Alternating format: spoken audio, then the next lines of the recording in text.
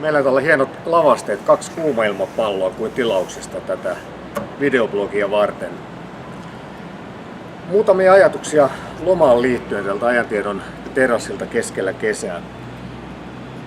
Jos sä nyt katsot tätä ja olet jo lomalla, niin oikeastaan homma on vähän huonosti. Lomalla nyt ei pitäisi seurata näitä asioita ollenkaan. Lomalla pitää olla lomalla. Ja lomalla ei saa suunnitella asioita. Paras ohje oikeastaan lomaa varten on se, että elää päivän kerrallaan eikä tee mitään erityisiä suunnitelmia. Työt on pitänyt tehdä jo silloin työaikana ja pidetään lomalla kiinni tämmöistä kiireettömästä, joustavasta ja löysästä ja tilanteiden mukaan muuttuvasta aikataulusta. Jos huvittaa jotain tehdä, sitten tehdään. Jos ei huvita tehdä, niin sitten ei tehdä.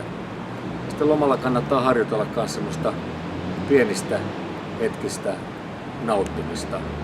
On aikaa tarkkailla vähän ympäristöä eri tavalla kuin normaalisti. Ja kiinnittää huomioon asioihin, niin normaalisti ei kiinnitä.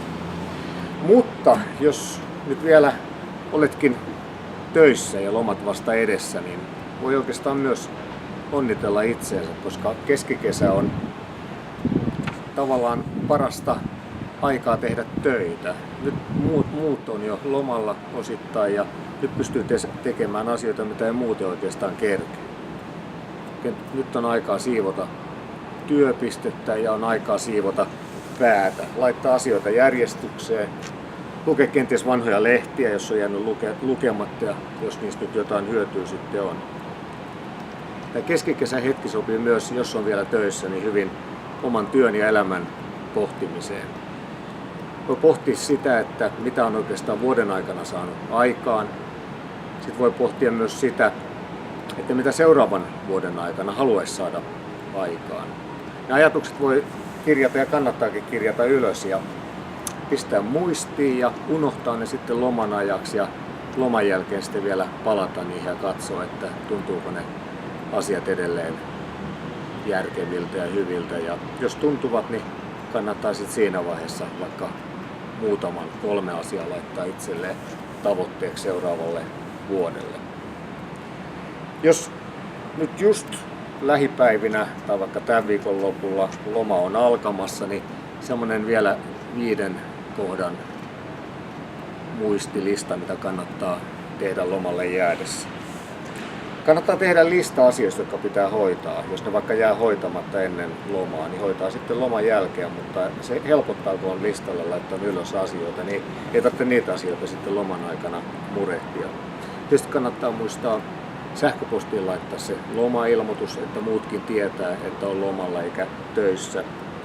Jos on erillinen työpuhelin, niin se kannattaa ilman muuta ja pitää jättää töihin. Ja ei lomalla tarvitse työpuheluihin mun mielestä ylipäätään vastata. Kyllä sen näkee, jos työpuheluita tulee. Ennen lomaa kannattaa siivota se oma työpiste, jos ehtii, mutta ei siitäkään kannata mitään stressiä tehdä. On se mukavampi palata lomalta, jos työpiste ja se lähityöympäristö on siisti. Tekee, jos ehtii, mutta ei mikään pakko.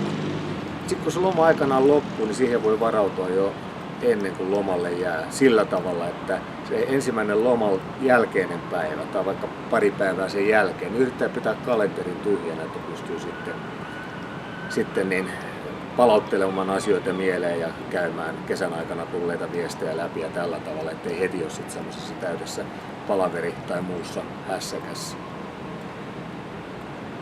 Jos noita yrittää, niin ehkä siitä lomastakin tulee sitten semmoinen levollisempi. Hyvää lomaa ja kesää kaikille.